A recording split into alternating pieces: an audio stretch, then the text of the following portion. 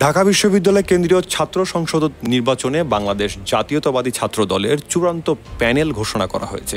এতে ক্ষুব্ধ নৃগোষ্ঠীর শিক্ষার্থীদেরও প্রাধান্য দেওয়া হয়েছে। বুধবার দুপুরে ঢাবির অপরাজেয় বাংলার পাদদেশে এই প্যানেল ঘোষণা করেন সংগঠনটির কেন্দ্রীয় সভাপতি রাকিবুল ইসলাম রাকিব। এদিকে গবেষণা ও প্রকাশনা বিষয়ক সম্পাদক পদে প্রার্থী দেয়নি ছাত্রদল। 15 জুলাই আহত সঞ্জিদা আহমেদ তন্নির সম্মানে এই পদে ছাত্রদল প্রার্থী দেয়নি বলে জানান ছাত্রদল সভাপতি রাকিবুল ইসলাম। জুলাইয়ের শহীদ আনাসের কবর জিয়ারতের মাধ্যমে ডাকসুর নির্বাচনী প্রচারণা শুরু করবে ছাত্রদলের প্যানেল। তফসিল অনুযায়ী মনোনয়নপত্র প্রত্যাহারের শেষ দিন 25 আগস্ট। পরদিন প্রকাশ করা হবে প্রার্থীদের চূড়ান্ত তালিকা, আর ভোট হবে 9 সেপ্টেম্বর।